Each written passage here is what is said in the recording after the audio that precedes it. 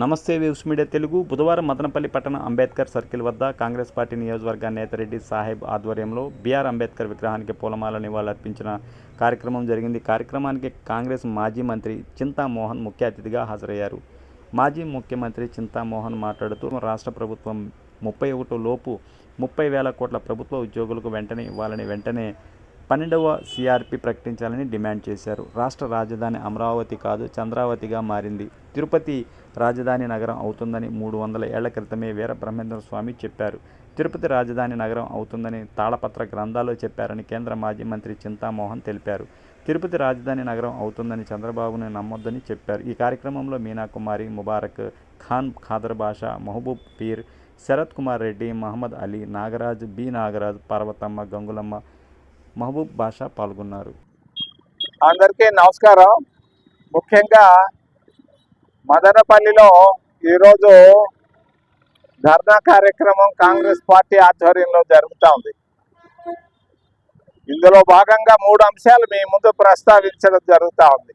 మొదటిది, రాష్ట్ర ప్రభుత్వ ఉద్యోగస్తులు దాదాపు 6 లక్షల మంది రాష్ట్ర ప్రభుత్వ ఉద్యోగస్తులు ఉన్నారు.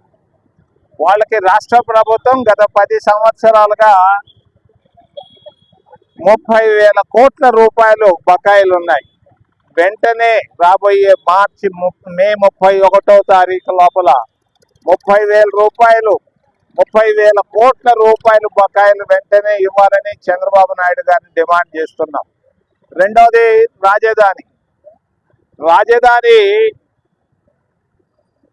ఆయన అమరావతి పోయి చంద్రావతి అయిపోయింది.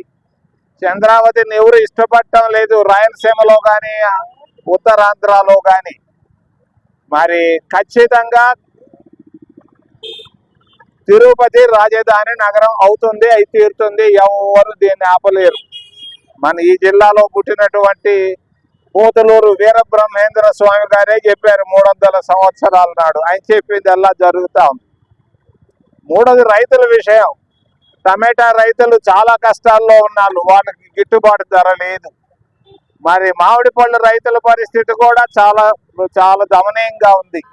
వెంటనే రాష్ట్ర ప్రభుత్వం రైతులను ఆదుకోవాలని, ఖచ్చితంగా టమాటా రైతులు, మామిడి పళ్ళు రైతులకు సహాయం చేయాలని మేము కాంగ్రెస్ పార్టీ తరఫున ముఖ్యమంత్రి గారిని డిమాండ్ చేస్తున్నాం.